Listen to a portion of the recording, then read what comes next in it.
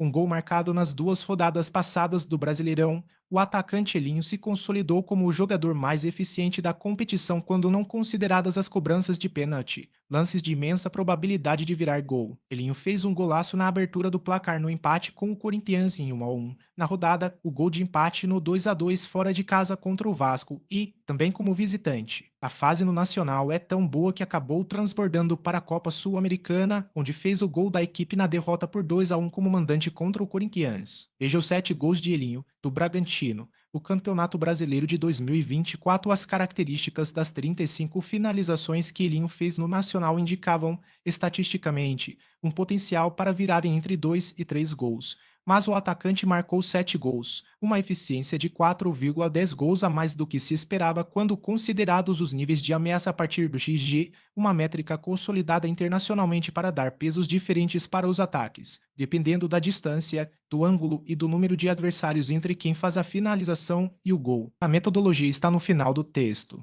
Dentro dessas características, veja abaixo quem são os atletas que conseguiram superar o que se esperava que eles fizessem quando consideradas a quantidade e as características das finalizações feitas. Os mais ineficientes do Brasileirão, assim como é possível identificar os atletas que fizeram mais do que se esperava em relação a gols, também se descobre quem fez muito menos do que conseguiu a média dos atletas ao longo do tempo, sempre considerando de onde e sob que condições cada conclusão foi feita. O atacante colombiano Borré, titular do Internacional, que está em tratamento de uma lesão muscular na coxa esquerda, é o jogador mais ineficiente da competição. Seria de se esperar que as 18 finalizações que ele fez virassem entre 5 e 6 gols, mas ele só conseguiu marcar 2 vezes, ineficiência de 3,3 gols menos do que se esperava que tivesse marcado. Coincidentemente, o segundo jogador mais ineficiente da competição também está em tratamento de uma lesão. O atacante Júnior Santos, do Botafogo, fez 37 finalizações que tinham características para virar entre 6 e 7 gols,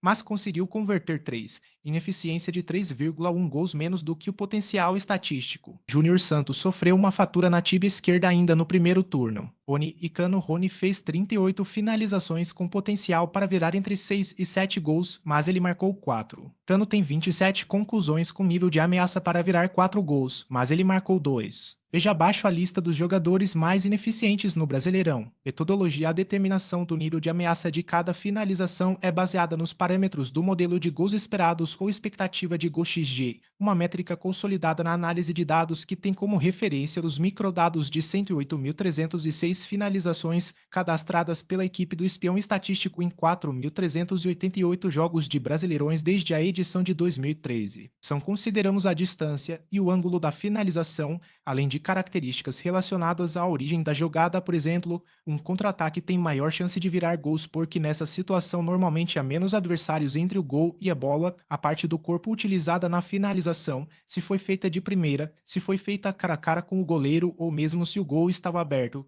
sem goleiro, quando a conclusão foi feita. O desempenho de um jogador é comparado com a média dos atletas da mesma posição, seja atacante, meia, volante, lateral ou zagueiro, e consideramos o que se esperava da finalização por ter sido feita com o pé bom direito para os destros, o esquerdo para os canhotos ou com o pé ruim oposto. Foram identificados também os ambidestros, que chutam aproximadamente o mesmo número de vezes com cada pé. Considerados todos os arremates feitos, de cada 100 finalizações da meia-lua, por exemplo, apenas 7 viram gol. Então, uma finalização da meia-lua tem expectativa de gol XG de cerca de 0,07 ou 7%. De cada posição do campo, uma finalização tem